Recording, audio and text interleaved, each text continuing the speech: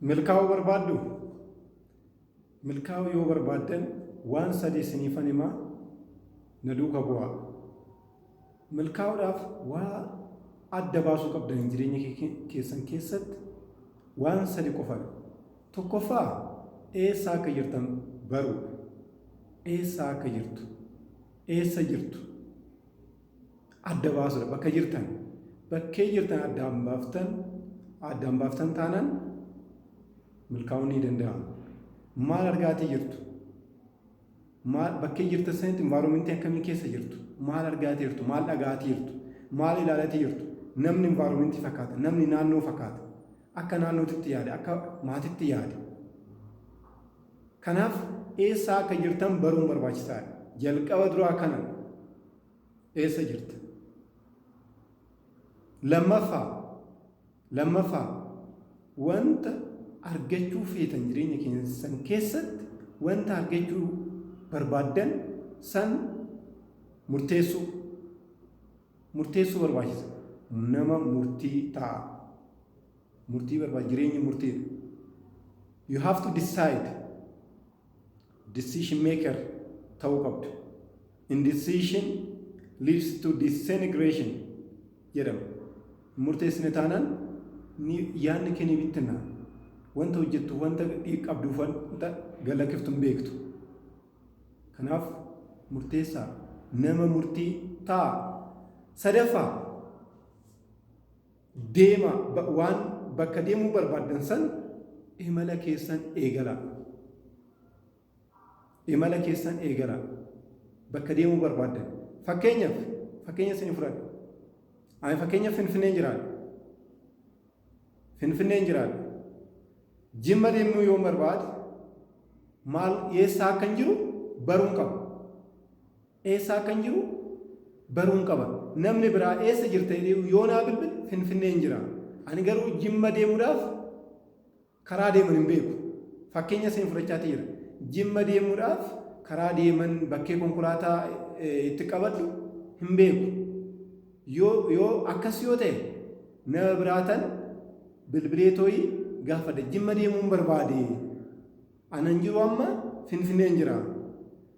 Akkamittan Jimma deemuu danda'a? Konkolaataa eessa qabachuu danda'a? Jedhee tooyi gaafachuu barbaachisaadha jechuudha. Kanaaf namni sun bakka nani jiru natti maa jechuudha. Bakka nani jiru Finfinnee jiraachuu koo hin beekaa. Isaan booda konkolaataa eessaa qabadhee tooyi gara Jimmaa akkan deemu natti maa jechuudha. Kanaaf bakkeen jiru ittimuun qaba. Yookaan bakkeen jiru baruun qaba. Bakka nani jiru osoo hin ittimin Jimma deemuun barbaade jedheetu nam tokko osoo hin gaafadhe jalqaba duraa eessa jirta jedhee yoo na gaafate bakka nani jiru itti himne taanaan bakka nani jiru hin beekne taanaan so difficult ulfaataadha. Akkamitti eessaa ka'ee tooyi garam deemuu akkan barbaadu imaluu akkan barbaadu hin beeka malee eessan akka jiru namni sun hin beeku natti himuu hin danda'u jechaadha. Kanaaf bakka hin jiru yoon beeke qofadha bakka hin deemuu danda'u kan argachuu danda'u. Bakka hin jiru beeku bakka eessaa akka jirtan baruun barbaachisaadha. Kanaaf namni sun maallaan jedhaa konkolaataa bakka kanaatti qabadhu. Jimma sa'aatii kanatti ga'uu dandeessa. Kanaaf imala deemuudhaaf murteessinaan jedhe jechaadha. Kanaafuu ani maalan godhaa konkolaataa eessaa akkan qabadhu sa'aatii meeqaa kanatti fudhatu qarshii meeqaa kan kaffalu kana hunda murteessuun qaba. Deemuudhaaf murteessuun qaba. Isaan booda imala koo haala mijaa ta'een haala qormaata ta'een keessa darbuu dirqama koo ta'a jechaadha. Kanaaf Jimma deemuudhaaf murteessuun qaba. Jalqaba duraa eessa akka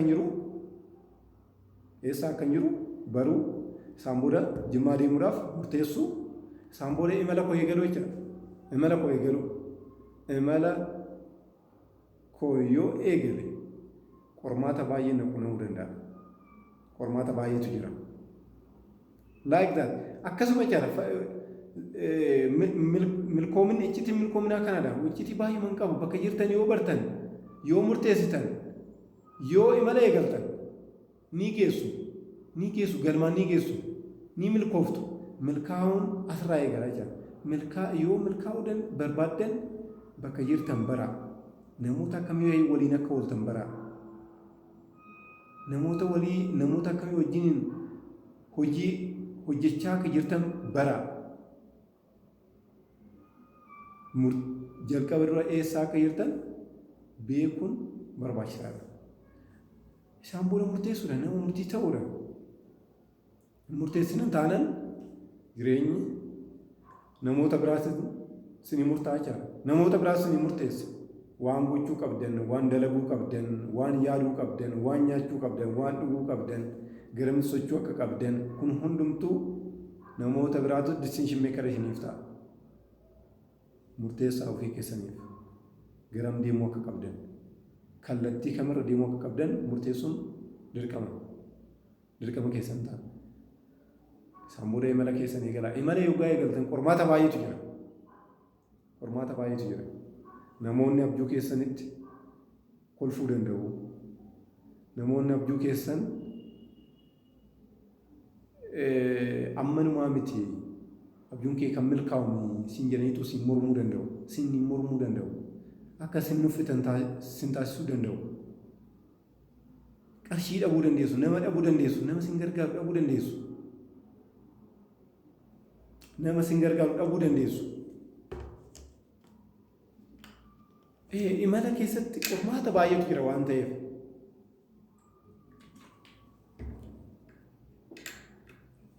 Imala keessatti qormaata baay'eetu jira. Guys, qormaata san immoo dirqama darbuun keenya. Qormaata hin dabarre taanaan hin kufna. Qormaata darbuun siniif akka jabinaatti ilaalama. Injifannoo guddaadha siniif. Qormaata ulfaata keessa darbuun jireenya akkasiidha. Jireenya qormaata guutame keessa yoo jiraattan gammada ni dabartu ni danda'ama. Garuu abdiin kutanaa yoo kuftanis ka'a. Kanaaf imala keessatti waan baay'eetu jira. Deemsa keessatti waan baay'eetu sin qunnama. Namoonni maatiin sin jibbuu danda'u. Namoonni sin jibbuu danda'u. Maal gootaa hojjetta kana yoo sitti hafe wayyuu hojii kana hojjettu hojii nan hojjettu hojii wanta naan yaadu akkuma isaanitti akka yaaddan sin taasisu akkuma isaanitti akka yaaddan akkuma isaanitti akka hojjettan akkuma isaanitti akka aaktii gootan please. Kanaaf immoo namoota fakkeenya isinii ta'an fudhadhaa. Hojii akkana kana milkaa'uudhaaf kan eega murteessitaniin booda namoota fakkeenya isinii ta'an fakkeenyaaf Abbabaa Biqilaa ta'uu danda'a. Kiiloomeetira 42 luka qullaa kaachudha. Kuni nama atileetii ta'uu barbaadeef fakkeenya guddaadha.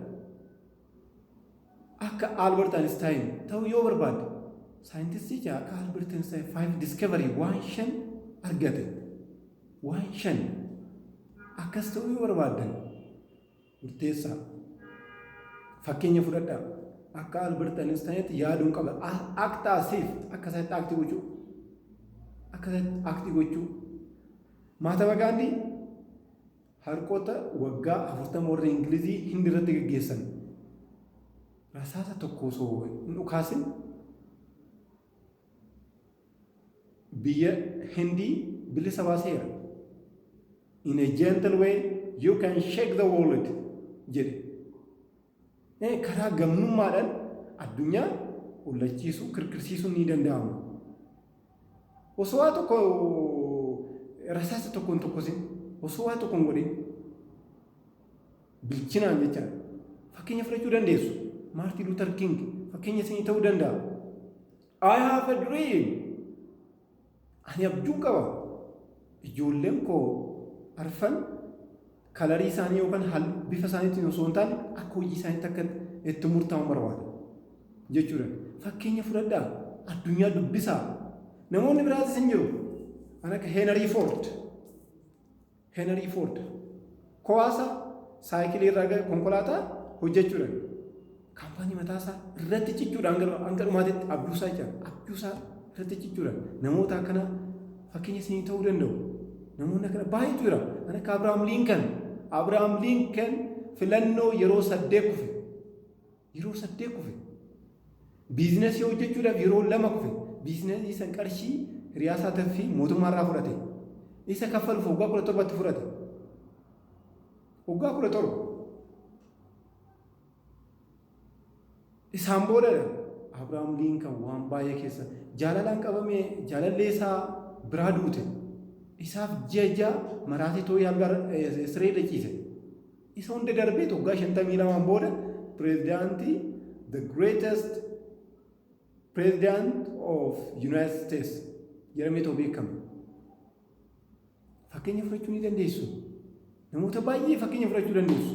Ana kan Nelson Mandela waggaa 27 mana hidhaa keessa taa'uudhaan Afrikaa kibbaa bilisa baase ni danda'ama.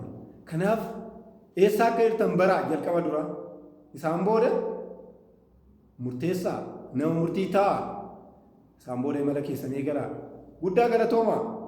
Laayikii fi sabiskiraaybii gochuu hin irraanfatinaa. Galatoomaa halkan gaarii isiniif hawwa.